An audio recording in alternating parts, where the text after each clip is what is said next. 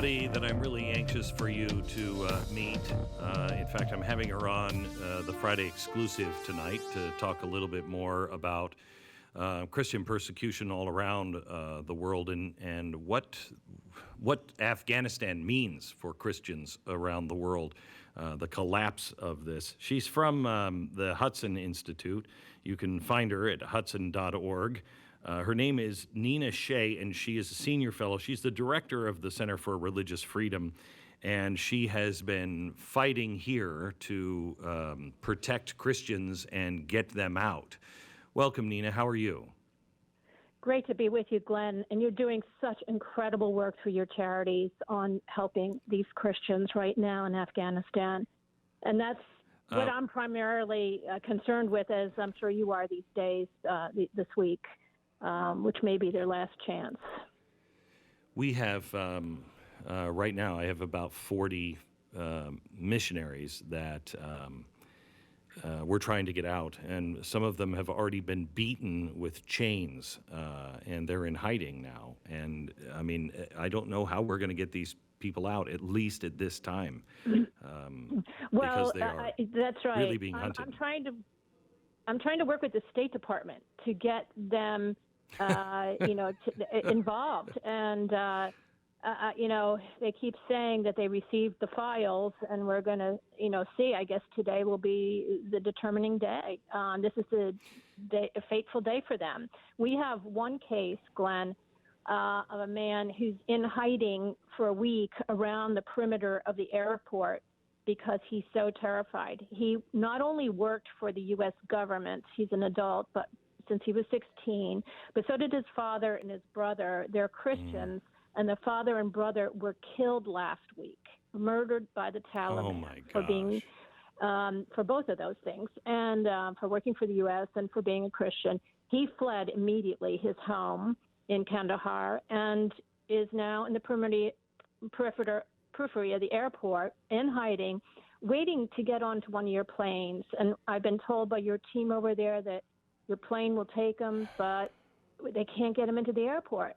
And so this poor man is in shock. He cannot leave. He will not go back to his home. He will die there if he has to, because it's so brutal, as you know. A woman was shot in the street because she did not have a burqa on when the Taliban took over.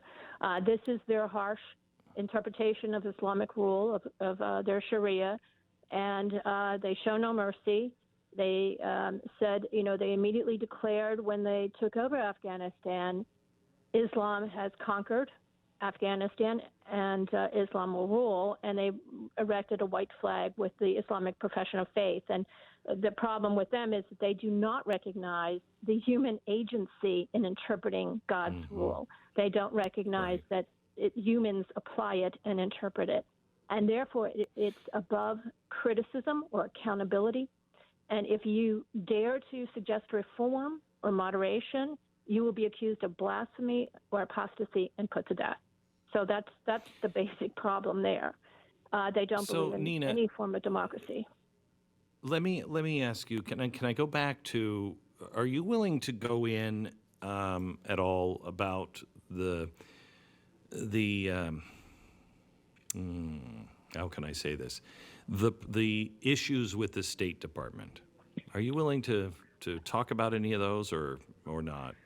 And I understand if not. Yes. No, I am. There are individuals who are willing to help within the State Department, and we're working with them. I'm working with a wonderful member of Congress, Jeff Fortenberry, who's an appropriator in Congress, means he is one of the people who control the purse strings of the State Department, so they do have to listen to him. He's from Nebraska, and he's been advocating for us. But so far, we haven't gotten to square one. We haven't gotten them into the airport so they can take your plane or some other plane or a U.S. plane. And some of them are eligible for U.S. planes as well. But the State Department has a policy right now of not letting in Afghan civilians. And they are focused on the political. I think that, they don't want to say The president doesn't want to say that they left any American behind. So they're trying to just focus on that and shut out the people that have supported us, that have worked with us, who are going to be killed, either for their faith or... Here's the amazing thing is they don't have to do anything. You know, our organization has people in the airport with the airplanes. Yeah. Other organizations have people outside the gates that want to come in, or they're going and gathering these people and then bringing them. I mean, we've all really been playing nicely with each other. All of these charities it's like nobody cares about credit, and we're all just kind of doing it. And we all have different strengths and weaknesses. But the State Department is acting like it's just the biggest of deals just to approve a list. Right, and you're not even asking for visas for them. Right. You found other countries that will take them, which is the most Correct. Amazing piece of this. And because I know how hard it is, having gone through this on the Iraq Christian front when ISIS came through. That's always the toughest thing, is to try to put the whole package together, which you have done. And then they control the airport. Our people control the airport and won't let them in. It's really astonishing. People who've gotten in, as you know, some of them have been driven out by the State Department of the airport. Oh, I know. And so it's unconscionable, and it's particularly galling to me because I heard the president get on television last week and say that human rights were at the center of his concerns. And that's simply not true here. We're seeing people being terribly persecuted for their human rights, for their right to religious freedom, for their right to expression. Aid workers, journalists, everybody's in trouble, Glenn. He's delivered over 40 million. The president has delivered over 40 million Afghans to a brutally repressed, one of the world's most brutally repressive Islamist regimes. So it's astonishing. They're trying to say, well, after today, they're going to negotiate with the Taliban to find ways out. The Taliban considers us to be blasphemers. We are not an Islamic country. Now, maybe we can go through Turkey or some other Islamic country, but they are so radical that it's impossible to know. And these checkpoints, as you said, people are getting brutalized at them by the Taliban. There is a man from Canada that was waving his passport outside the airport perimeter who was bleeding from the head after being beaten by chains by the Taliban just for trying to leave. He had a Canadian passport. They want to kill anyone who is not part of their movement, their ideological movement of extreme Sharia. Nina, I'm sure you feel the same way. You felt the same way. But for the first time, I really understood those people that were trying to get Jews out of Germany. We had all this cash, and we could get airplanes, but we couldn't necessarily get them, as the Nazarene Fund. We have relied on other charities to help us do what they do best. And I sat there in my home, this was last week, I think, and I sat there in my home and I thought, these people don't mean anything to the Taliban. They don't. They don't. They're going to kill them.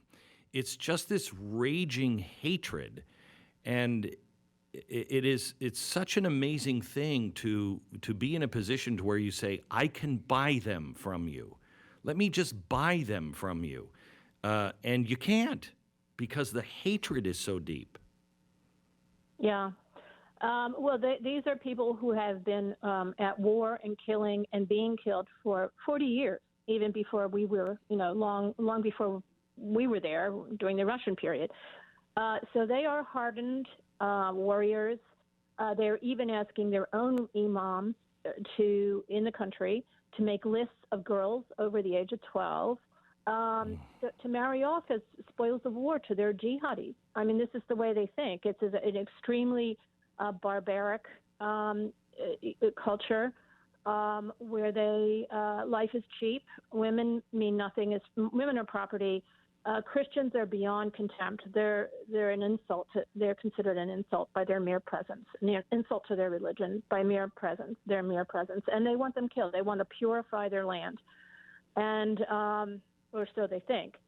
So it's a bloodletting that has been going on for 40 years, and to think that we can negotiate with them or that we will have a partnership with them, which one of our military commanders said, I was astonished to see that yesterday, is delusional and is extremely dangerously, it's foolish and dangerously naive. And we are throwing the people who we work with, our real partners, people who believe in our values and have supported us against this scourge. And it's not going to stay in Afghanistan, Glenn, as you know. There is a counterpart in Pakistan, and Pakistan is a country with a nuclear bomb. So it's a very dangerous situation from a national security front, from a geopolitical front, and then from our own sense of values and culture. We're talking to Nina Shea. Tonight when we're on the TV show, I want to just ask you what the situation is around the rest of the world and what this means. But let me just end our time here with how many, we don't have numbers, we have estimates, and they range, wildly. How many people that are marked for death because of their religion do you think we're leaving behind? Well, I think that the best estimates range between 10 and 12,000 Christians.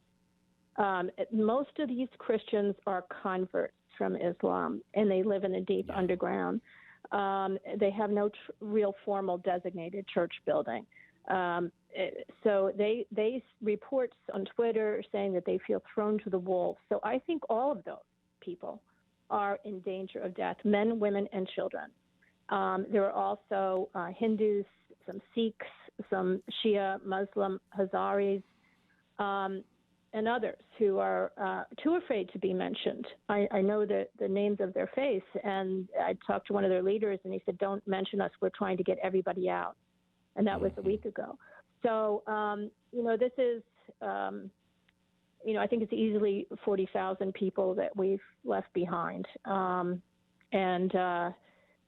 But especially these Christians, 10 to 12,000, because they are converts and they are considered apostates, and that's punishable under their code. Their interpretation of Islam is punishable by death, and that's already happening. And 10 years ago, Glenn, there was the Taliban attacked a mission group who were on horseback going through the mountains in the winter trying to give air care with their pack horses to the remote mountain villagers.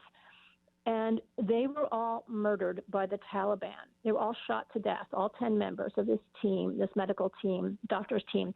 They happened to be a Christian group, but they weren't focusing on spreading the faith.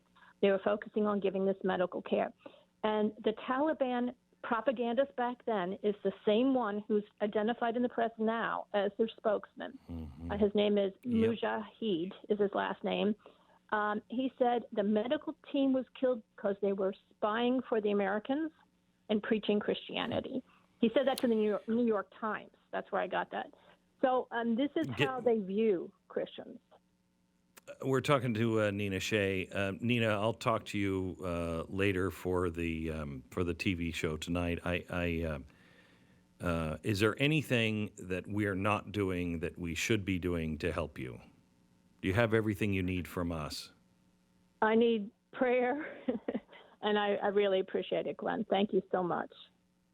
Okay. Thank you so much for everything that you do. We're kind of just showing up here at the end, and you've been doing this, for a very, very long time, along with others. Thank you.